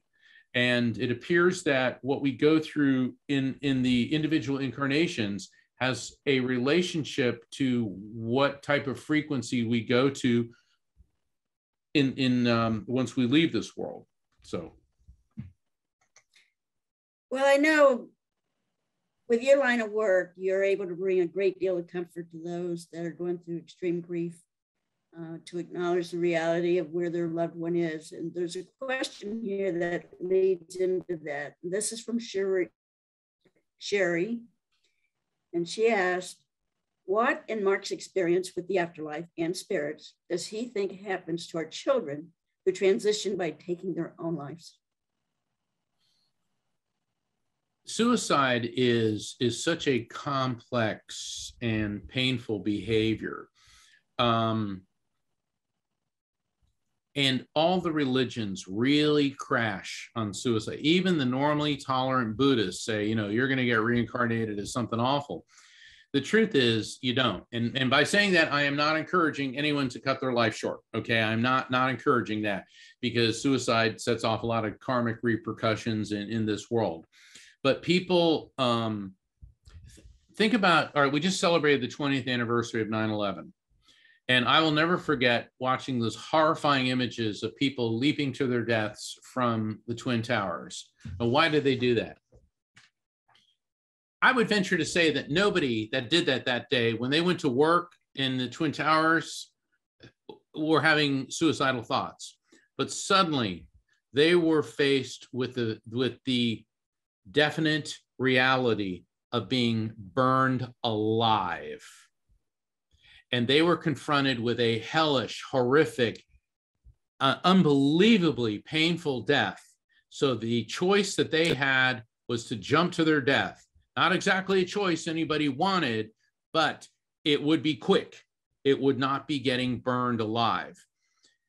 Similarly, with people who are of a suicidal mindset, they believe that they are in a hellish reality that is so overwhelming, so overbearing, so horrific that there is no alternative other than cessation of consciousness. And it's very easy for us to say, oh, well, nothing's that bad and they shouldn't have done this. And why didn't they reach out to me? We cannot judge. We must not judge. We must try to understand. We must have compassion. You know, we're all the children of God. Now, I don't believe that God's an erotic white guy sitting on a throne smiting people with a scepter, okay? But I do believe that God is energy, is love, is creativity, just like Tesla said, like Michio Kaku says, like Edgar Cayce says. And no parent would ever condemn a child to an eternity of suffering. So I've conducted over 15,000 readings in my life. Many of them have been victims of suicide, and none of them were in any type of negative vibration, negative reality. And you also have to realize that people that get to the point where they are suicidal, they need our compassion. They need our understanding. What they don't need is our judgment and condemnation.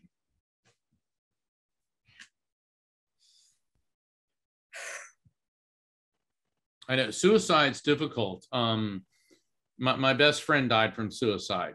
Suicide touches all of us. And, you know, I know because I've been honored to do events with Helping Parents Heal, and many parents are coping with how, you know, their why and how their child died from suicide. So I can assure you, number one, there is no hell. Hell is a mythological construct. I know that's going to tick off a lot of people, and if it does, too bad. But there is no hell.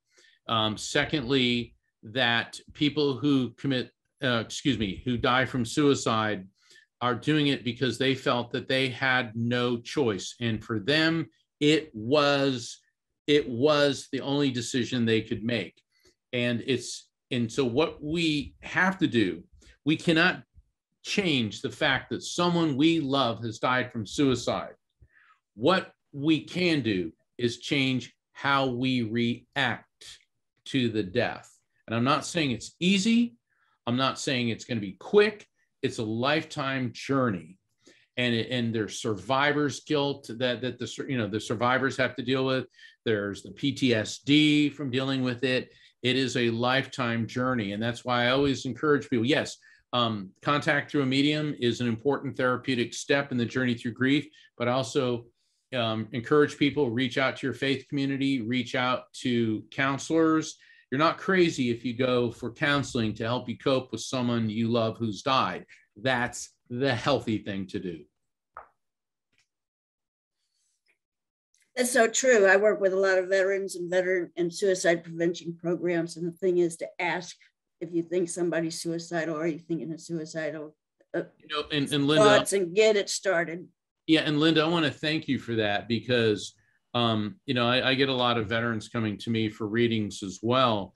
And, veterans, we ask the world of these brave men and women. And then when they're hurting, and, PTSD, a post-traumatic stress disorder, is a very, very complicated, and that's a very big theme in the afterlife frequency, because PTSD and veterans that have been through combat oftentimes suffer from it, and it doesn't make people weak, but they need the proper counseling, they need the proper treatment, they need the proper attention. Correct. All right, back to the dialogue you gave us. How close to Earth do you think our departed souls are? Like from my diagrams with the vibration, they're here. They're still with us right here. Right here. I mean, how close is AM radio to FM radio? Okay. Think of our world as AM, the other side is FM. Two energetic systems that are parallel universes, and sometimes you get a frequency overlap, which is mediumship, near-death experiences, deathbed visions, and visitations. See, that's why when I showed the two systems and I showed the circle for reincarnation and the blur between the material world and the other side, that's why I was showing that. Okay, these are two different dimensions. And people say, well, I don't believe that. Say, really? Well, if I told you that you are surrounded by energy loaded with information, what's radio waves? We're surrounded by radio waves all the time. Okay, so by my record here, I've got 78 more questions. And do you have time to stay with us a little bit longer? Hey, this is what I'm doing today, so sure. Okay, well, we're going to add a few more minutes in for questions. Go ahead. All right. It is completely consistent with teachings in the Kabbalah, three heavens and all. Reanimation of the body is a central trope of the liturgy for the evening before Yom Kippur. I'm sorry, I thought that led into a question, but it did not. Okay. Let me catch up with them. There are a lot of comments, and there's a lot of comments in the chat. I'm hoping our participants will go through that as people have shared other books. Okay, here we go. This is from Marianne. When someone dies that has nobody they knew already dead before them, who greets them? Oh, there's lots of people that'll greet you. All types of spirit guides, entities, could be relatives that you never even met. So it's certainly not to worry. People you do and didn't know you knew. All right. A lot of book recommendations of others that have had information to share. Maybe these weren't all questions. There's a lot of good comments. Here we go. This is from Rosemary. What evidence did you give Shirley MacLaine that you linked with Marilyn Monroe and Elizabeth Taylor? It's a great story if you want to hear it. What was happening was, so she's interviewing me and something about JFK came up. And she goes, oh, him. I go, what do you mean, oh, him? She said, well, I knew him. And I go, you knew President Kennedy? She said, yes, I was part of the Rat Pack. And then I realized, oh my God, she was part of the famous, infamous Rat Pack of what was it? Frank Sinatra, Sammy Davis Jr., Peter Lawford, who was John F. Kennedy's brother-in-law. Okay. And let me see, Joey Bishop and Dean Martin. And she said that, I was part of all that. And that she was there at John F. Kennedy's, the famous birthday that he had where Marilyn Monroe came out and saying, happy birthday, Mr. President. Remember that? Okay, we've all seen the films of that.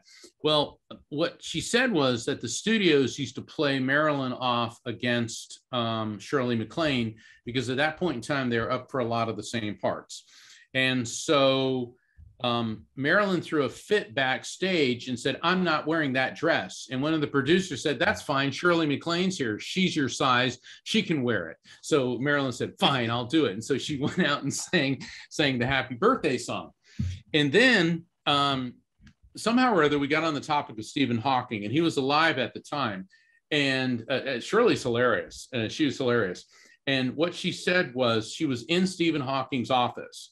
And on the wall behind him were two pictures, one of Marilyn Monroe and one of Albert Einstein. And she said, Stephen, I get the Albert Einstein, but why Marilyn Monroe? And she imitated, she goes, because her curves are more beautiful than a quantum singularity.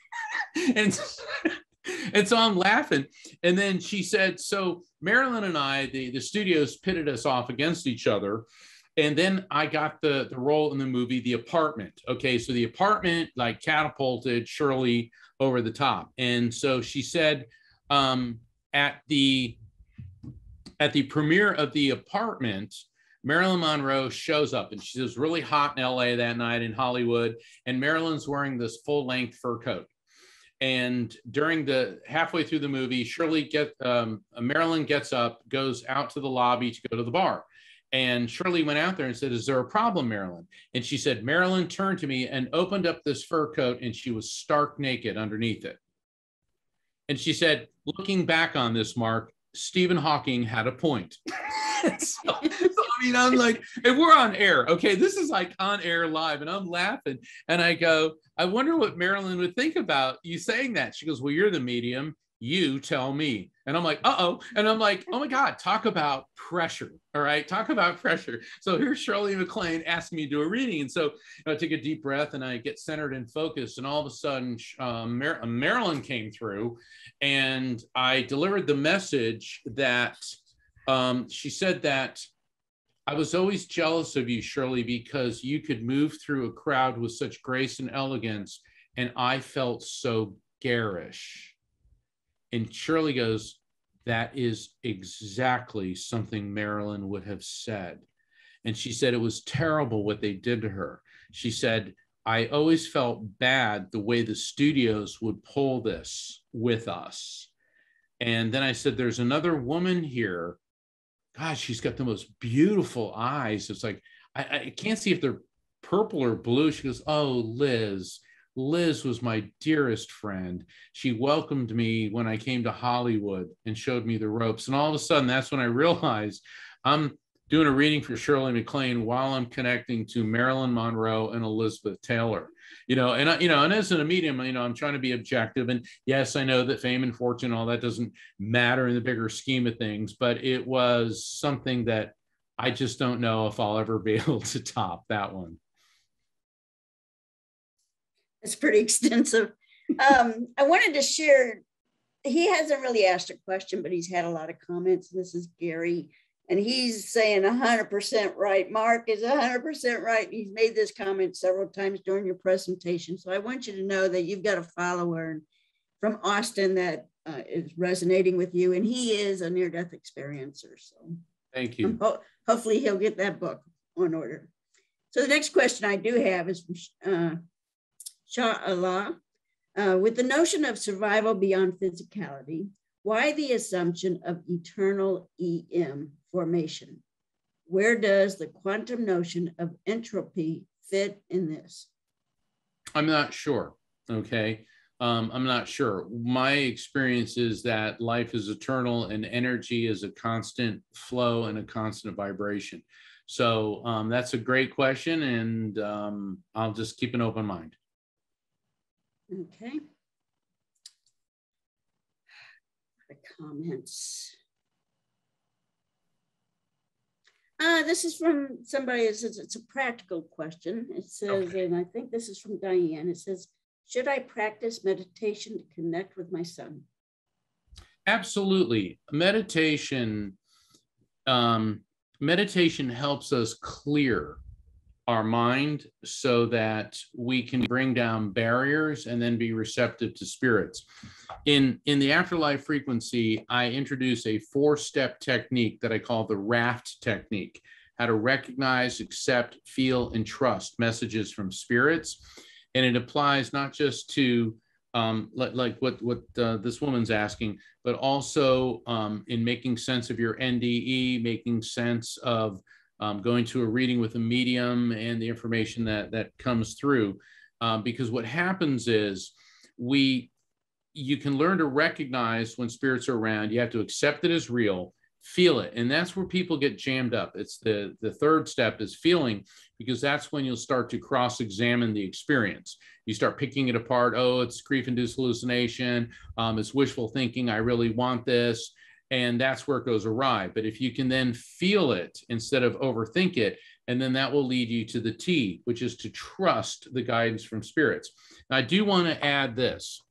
There are a lot of crazy people in our world, as we all know.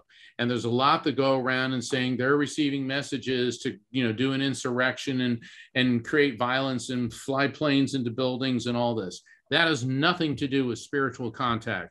That is simply a byproduct of the human ego. Messages from spirits, messages from the divine power that we call as God, are about healing, love, resolution, and inner peace. Those are the gifts. Any perceived message that incites you to commit anger, bigotry, hatred, or violence has nothing to do with spirituality. It is completely a byproduct of the human ego, which is edging God out. Okay, so Mark, thank you so much for enduring all those questions. There are more on there. I'm going to encourage those that didn't get their question asked. Please go to Mark's website, afterlifefrequency.com, send him a question, order the book, and we're going to close out the questions at this point, and I'm going to turn this over to Robert. Thanks again, Mark. Thank you. Thank you. Thank you, Linda. And Mark, you did a fabulous job. Totally. It was an outstanding presentation. On behalf of SAI, thank you for all your efforts. And it's one for the ages. Thank you so much. Thank you. It's my pleasure. Want to remind everybody that Spiritual Awakenings International presents online speaker events the third Saturday of each month, every month. Our next SAI Presents event is Saturday, October 16th. We're going to go down under. Kirsty Salisbury from New Zealand. Her topic will be Let's Talk Near Death. She'll do a great job too. Also, Spiritual Awakenings International is hosting our first SAI Experiencers Sharing Circle on Saturday, October 2nd, 2021. We will be holding SAI sharing circles the first Saturday of each month. We plan to start the Spanish language experiencers sharing circles in December through our SAI Espanol program. And Down Under sharing circles will be starting soon. Register for all events and sharing circles on our SAI website. And please check out our beautiful SAI website. We have a lot of information about STEs. And if you have not yet subscribed to SAI, please do so to get the announcements of our upcoming speaker events. It's www.spiritualawakeningsinternational.org. And from this point, I'm going to turn this back over to Dr. Yvonne Cason. Thank you all for coming. Thank you so much. Yvonne? Thank you, Robert. And thank you, Mark. That was an absolutely fabulous presentation. And I know everybody loved it. So thank you so very, very much. And thank you to all of you who came. And I want to remind you that the video of this presentation, just like all our other presentations, will be posted on our SAI website in a couple days. And eventually it'll also show up on our SAI YouTube channel. And I want to also ask those of you who attended today to please make a donation to Spiritual Awakenings International. We are committed to offering our events for free, but we count on your donations to enable us to cover our operating costs. So please go to our website donation page and make a donation so we can keep offering these events for free. So with that, I'm going to say goodbye to everyone until next time. So goodbye, au revoir, auf Wiedersehen, adios, buenos tardes, arrivederci, doch, farewell, ciao, and aloha. Bye, everybody.